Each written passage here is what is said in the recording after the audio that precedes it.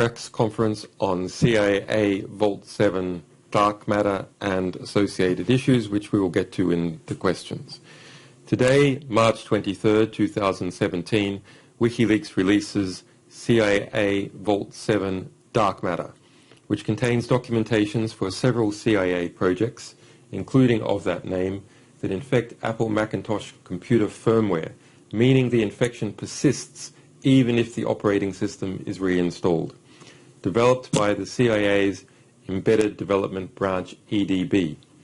These documents explain the techniques used by the Central Intelligence Agency to gain, quote, persistence, unquote, on Apple Macintosh devices, including Macs and some iPhones, and demonstrate their use of EFI/UEFI and firmware malware. What does that mean?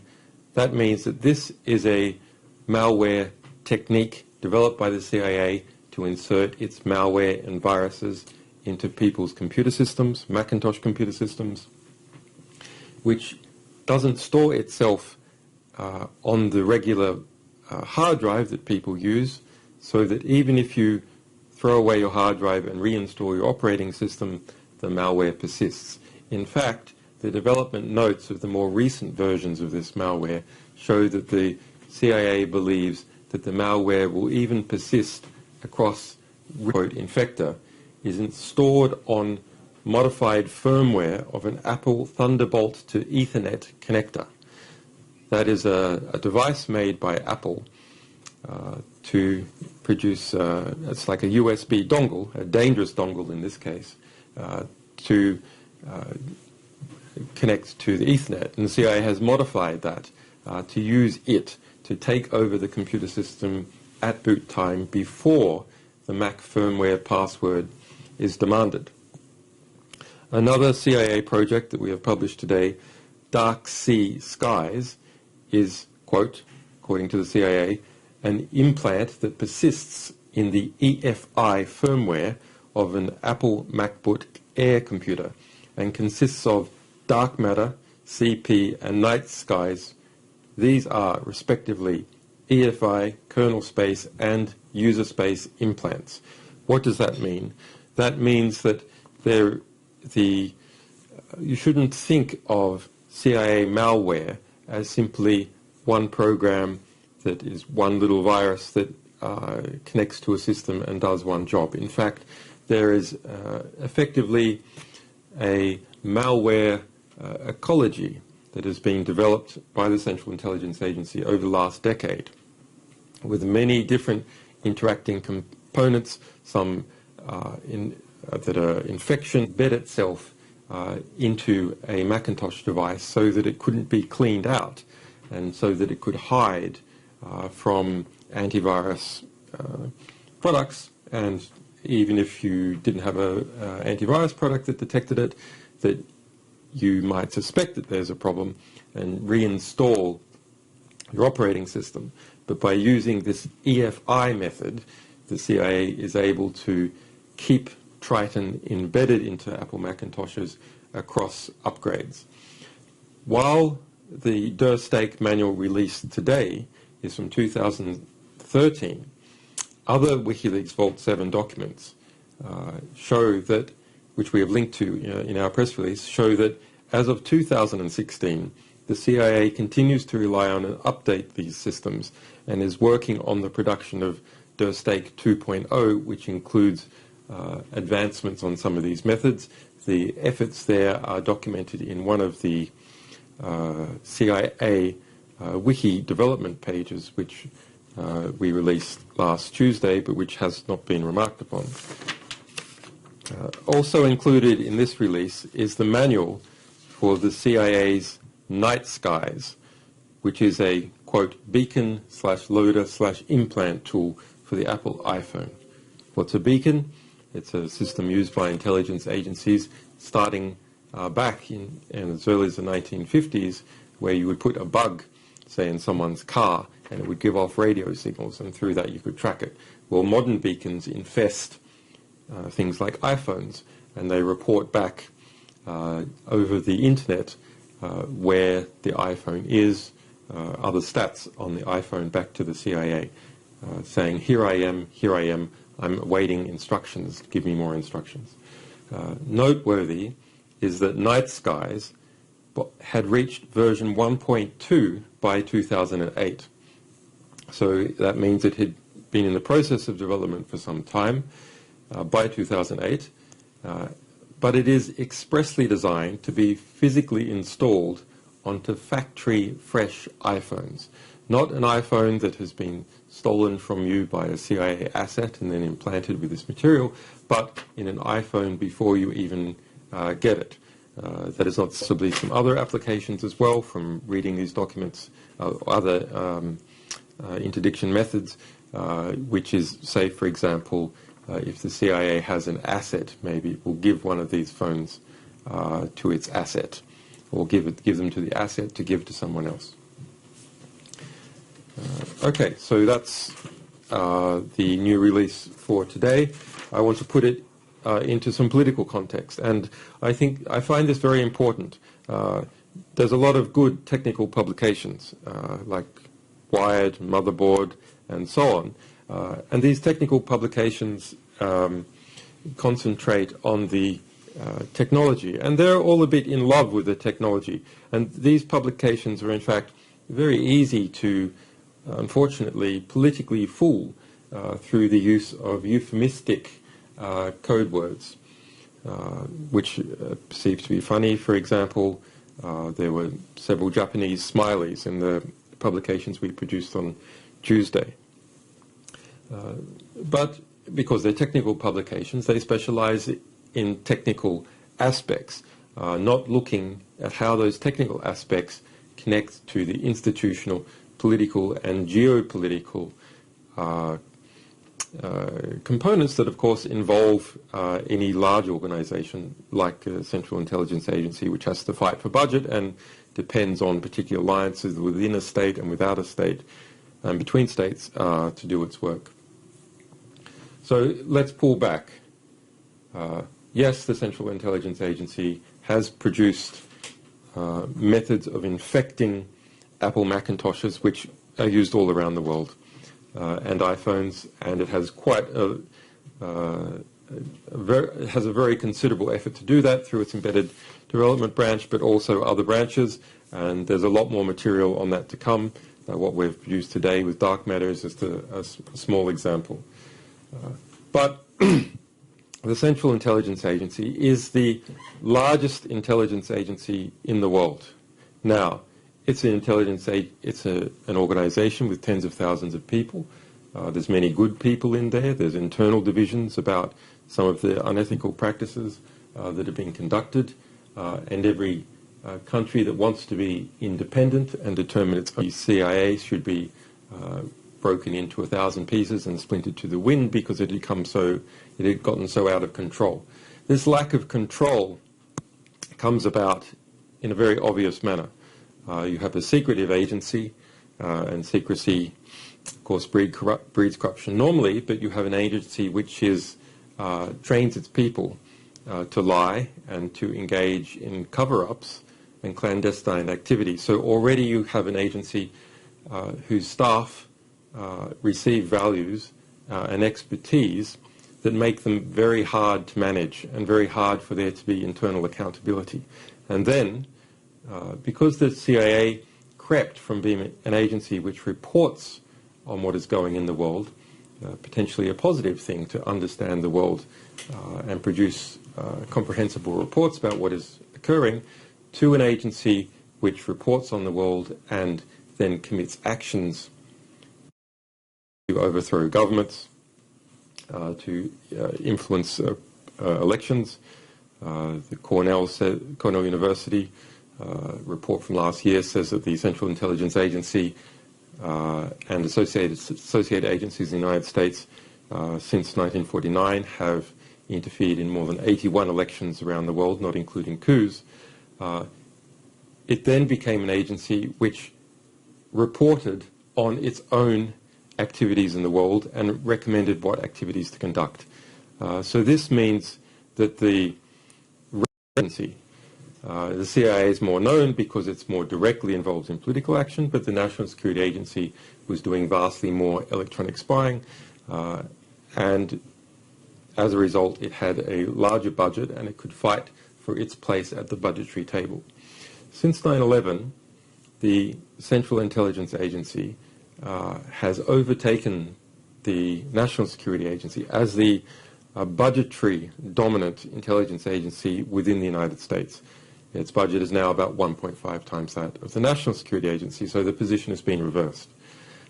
As a result of that tax largesse, the Central Intelligence Agency has increased its institutional ambitions to the point where it is rivaling the Air Force now by commanding its own worldwide drone fleet.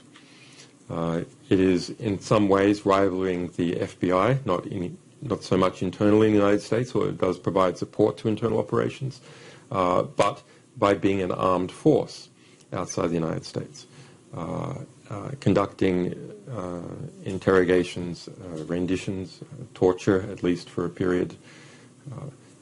Applicant's iPhone last September. That information has come out. You can find it if you search for it. If you search for it hard on some dark site, it's a very interesting question. Who's done that? I speculate probably Ukrainian intelligence agency, but it's not entirely clear who's done it. But it does show just how invasive it is, because people now put nearly all of their lives, and not all of their lives, but they put a substantial fraction of their life, their most intimate communications with others, where they are, their thoughts as they search for things, into one device, a smartphone. And so where a smartphone is hacked, not only can they be hacked, but once they are hacked, because of the unification of chat systems, communications, etc., video into one smartphone, the large extent of the life is exposed. Okay, let's move to questions. Thomas Fox Brewster, security reporter from Fox News, says, you made demands of tech firms before handing over CIA exploits. What were those demands, and has the info been handed over? Well, I think demands is a bit of a strange word to use. This is a serious business. These exploits that have been produced by the CIA can affect millions and millions of people. So it has to be done cautiously. There have to be security channels involved, and there has to be agreements that the vendors will in fact be responsive and will produce security fixes. WikiLeaks has no obligation. We're a publisher. We specialize in investigating, publishing, and fighting to secure sources and for the rights of journalists and others to freely express themselves. So this is not our business, but we work for us. It is my view that the security teams are actually very responsive and doing a good job at the major organizations. In some, there has been hold-up at the legal end and possibly the political end. And I'll just go through a chronology. On March the 12th, we contacted Mozilla, Google, Apple, and Microsoft. Cisco was also very proactive, and one of their lead security engineers contacted us proactively. Some of you will have noticed that they put out an advisory day before yesterday on one of the CIA exploits, which affects more than 300 types of Cisco routers that has permitted Cisco to alert its users so they can disable that service, Telnet, which is has the hole which the CIA or anyone else can use to, in theory, exploit to get into these systems. We didn't publish the exploit itself, but a description of it, and that description was enough for Cisco to work out what it was. The same day, March the 12th, Mozilla replied agreeing to our terms. So what were the terms? Nothing surprising there. Industry standard 90-day response plan. So within the computer industry, there's been a debate over the years about what happens when someone finds a 0-day or security weakness in a computer system that that we use to underpin modern life. Many people use. Should you just give it to the manufacturer and say nothing and wait? Should you just publish it straight away? So everyone is aware of the problem and can take steps to deal with it. Well, the problem is if you publish it straight away to everyone, and there is actually a lot to be said for that. The problem is that all the good guys get it at the same time as all the bad guys get it. And therefore you've got a race condition between the good guys and the bad guys. Now, large organizations have dedicated computer security teams, and they can respond quickly and effectively to such notifications about vulnerabilities, and they do it all the time. But smaller organizations don't, so they can be ignorant or just unaware, or they don't know what to do, so they have to wait for some fix from the manufacturer. Okay. Well, what about if you just give it to the manufacturer? You give notification of the vulnerability that you've found. What happens then? And you just wait for a fix. Well, they don't fix it. That's been the long experience of people, security consultants, who have found these things. They just don't fix it. Why? Because there's not pressure to do it. It costs money. It's embarrassing, etc. So over time, the industry has evolved to and we were responsive. March 13, Google acknowledged receipt of our initial approach, but didn't address the terms. There's no, we didn't demand money from these organizations, etc. All that is in our terms is the standard industry terms. You got 90 days. We need a secure point of contact, encryption keys to make sure that when we communicate this information to you, other people can't get at it. This is a high security, very delicate business. It's not something that involves just throwing out emails to random parties within an organization. March 15, MikroTik contacted us. MikroTik makes a controller that's widely used in voice over IP systems, which the CIA targets.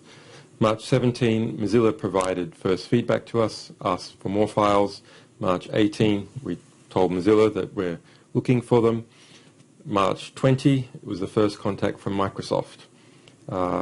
Not agreeing to the standard terms, but pointing to their standard procedures and a PGP email.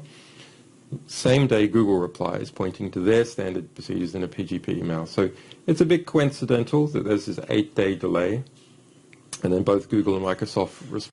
That has been at the legal and perhaps political level. Why is that? Well, my belief is that, and it has been argued by others, is that that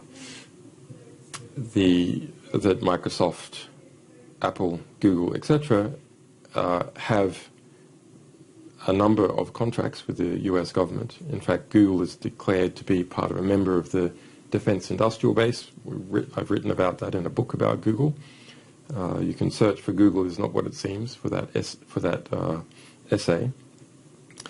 And the kind of computer security people that you need to understand this are frequently involved in a revolving door with military and intelligence contractors. And so they often have security clearances, and a bizarre and frankly counterproductive standard has arisen in the United States, which makes it hard for security workers and some people within the security agencies to look at and share published information where there is a claim that information derives from classified US government documents. It's been enormously counterproductive. We've seen it in several of our publications. And it's used also for political reasons, to tell intelligence agency workers and contractors involved in the US intelligence community that they're not allowed to read WikiLeaks, they're not allowed to read the New York Times when it publishes information about abuses that are occurring in intelligence agencies derived from our material or independently sourced. So it's a dual purpose. It's used to prevent people in the intelligence community from having intellectual exposure to arguments about why their organization is doing poorly, and at the same time to security flaws in their products that can be pervasive and affect everyone. So they have systems to turn those around very quickly, sometimes a matter of days. Other times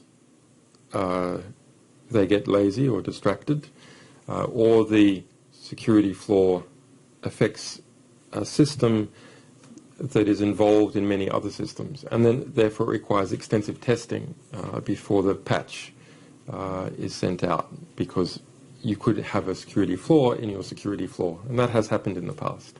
Sorry, you could have a security flaw in your fix to the security flaw, and that has happened. And so those can take a few weeks. But we're giving them 90 days, which tends to be on the upper end of the disclosure timeline. Of course, in a particular case, if a manufacturer writes to us and says that this particular flaw, this particular vulnerability that the CIA is exploiting is extremely difficult to fix in practice, extremely difficult to create a patch for, and they need more time to test it and roll it out, etc., then that's a dialogue we can have. Jeff Peggs from CBS News: why did you release the documents on Tuesday? Could you comment on the timing? That's clearly referring to Vault 7 Part 1, our first release of the CIA documents, which you can find at wikileaks.org/CIAV7P1. That's CIAV7P1. Well, I mean, this question, unfortunately, is like many questions that I feel are politicized. Instead of looking into what information has been released, which is extensive, more than 8,000 documents, in this case from the Central Intelligence Agency, and what that implies and who it might affect and what people can do about it to remediate it, or what does it say about where these kind of intelligence exploits are going, it tries to erect some kind of what seems to me to be a conspiracy theory about the timing to distract from the content. I think that is unfortunate. In the initial press release, we document exactly why we released the intelligence publication in history. So how these things go is you do a survey of the material you have, then you concentrate on more in-depth surveys of particular parts. You try and understand who in the world is the best or has the best expertise at understanding that. Can they be trusted to keep material confidential during the research phase? Do they have the necessary OPSEC, the necessary operational security? Can they secure themselves while they do this research? That's a really hard problem, because look at what we're publishing. It's about not only the Central Intelligence Agency, but that precise section, at least at the moment, of the CIA, which is involved in hacking people. So how are journalists going to securely receive information from us? How are they going to securely work on it? How are they going to securely coordinate? Well, we have answers to those questions for people that we are very used to working with. We've built up a encrypted contacts and so on, but it's quite hard for many journalists to understand how to research a topic like this and keep themselves secure.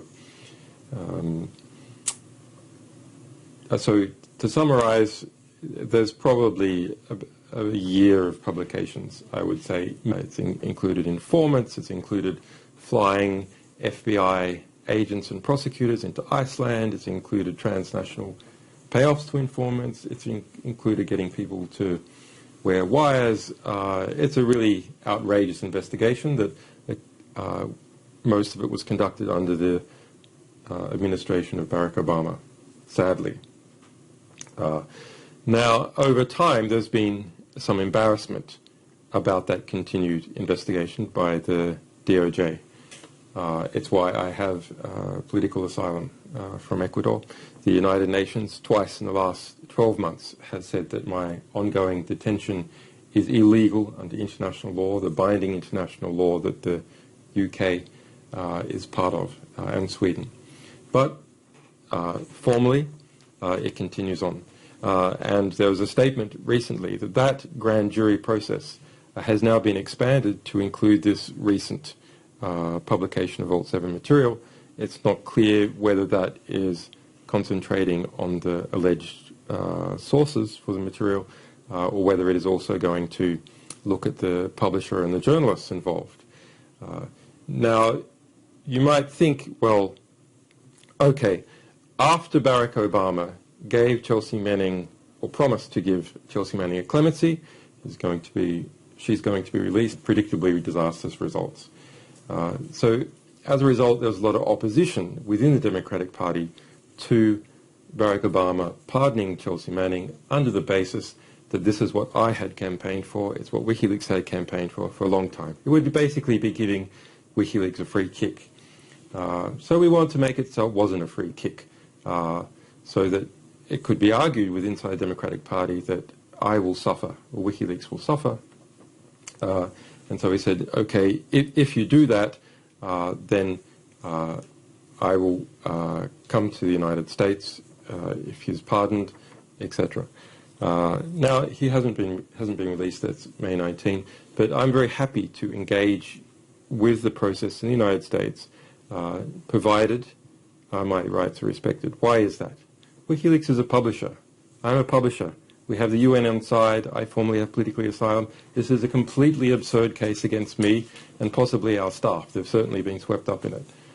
It's a completely absurd case. We wrote to Loretta Lynch. We've written to DOJ many times asking them to drop the case. We wrote again to Loretta Lynch shortly before the November 8 election, asking her again to drop that case because it's unconstitutional under the First Amendment.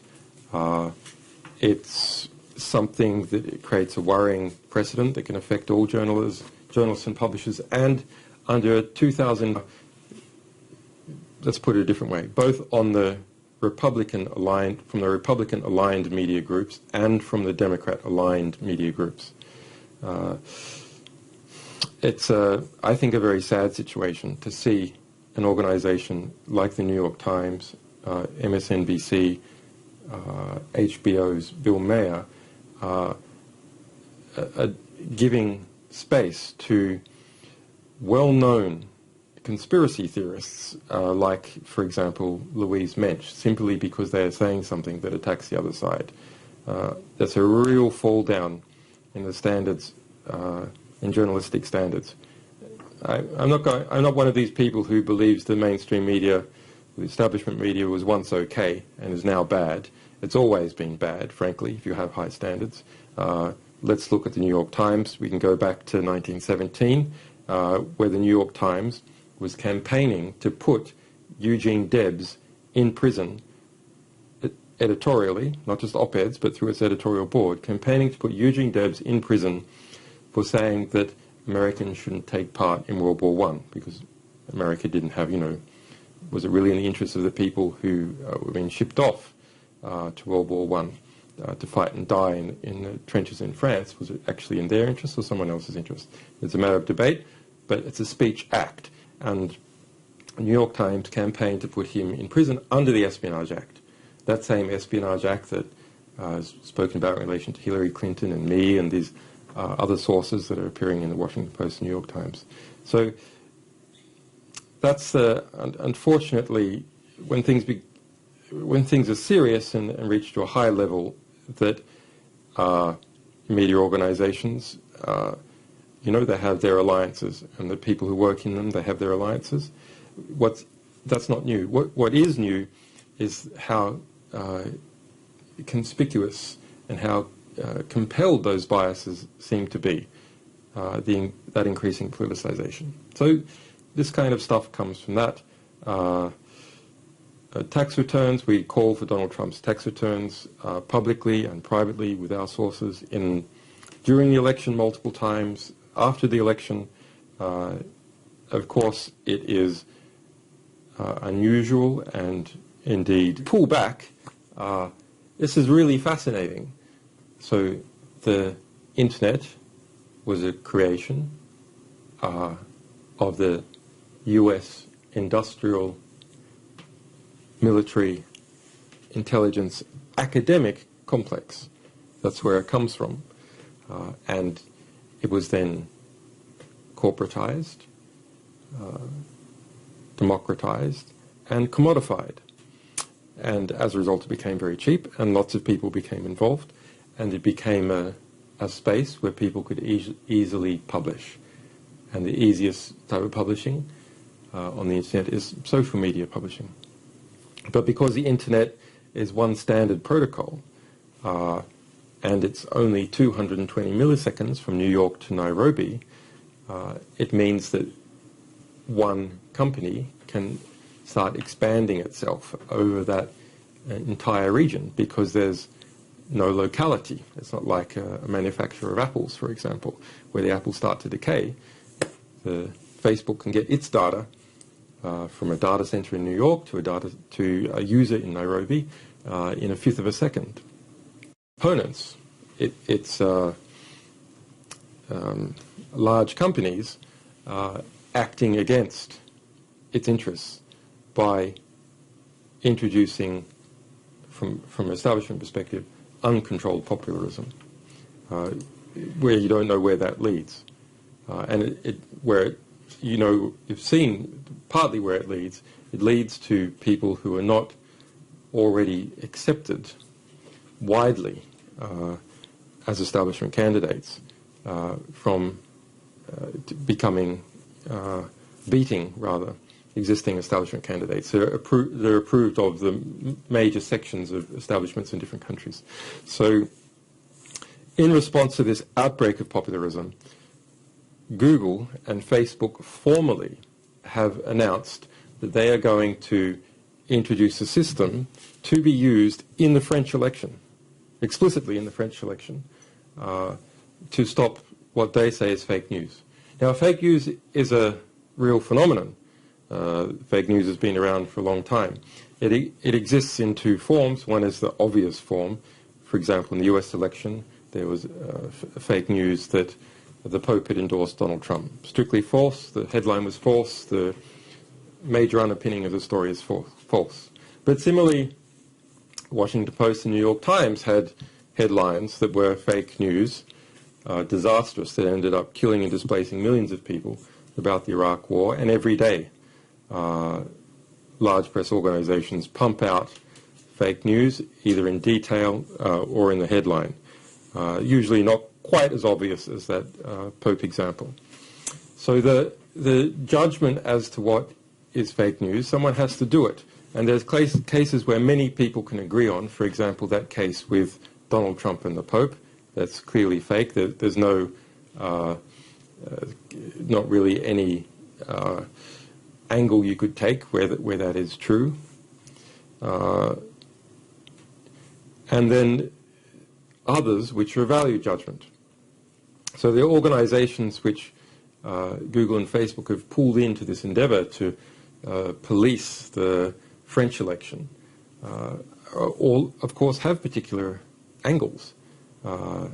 Nearly none of them are French, for a start. It's, have you been in direct contact with Apple? If so, did Apple respond? Yes, we have, and yes, Apple has. We have good intercommunications with their security teams. As I said, above that things are a bit politicized, but I think now the political approach has been solved, and so we're just down to a healthy technical interaction. Okay, that's it. This was the WikiLeaks press conference on Dark Matter, 23rd of March 2017. If you're a source and you have documents and you want to give them to WikiLeaks or archives, go to wikileaks.org. There's a submit button there. Press that. It will give you instructions on how to securely send us information. If you want to speed up WikiLeaks publication process and help us defend against this legal case involving this new grand jury in relation to this current publication, you can go to wikileaks.org and there's a donate button. We are tax deductible in the United States through the Freedom of Press Foundation, which is mentioned there, and in Europe-wide through the, or rather EU-wide through the Wow Holland Foundation. If you're a tech company and you haven't made successful contact with us yet in relation to the CIA's attacks on your systems, if you perceive, looking at our publications, that they might be there, please email security@wikileaks.org. That's security@wikileaks.org. You can also have a look, and everyone might want to do this, you can also have a look at the WikiLeaks Research Community Challenge number 2. That is to go through the Vault 7 materials that we are publishing, pull out all the names of the companies and computer systems and phone types and routers that are affected by these CIA attacks, and document which pages are there. That will help us contact the manufacturers. It will also help the manufacturers see that they're affected, and will help people try and avoid those products that have weaknesses. Just search for WikiLeaks Research Community. We've tweeted out several links about that. You can also go back through our tweets and have a look. There's a you can also go to Reddit, reddit.com/r/WikiLeaks. There's some discussions on there as well. There's a collaborative chat channel also on Matrix, which is listed in the tweets and also on that Reddit page. You can also go to .org, that's our.wikileaks.org, which is a wiki.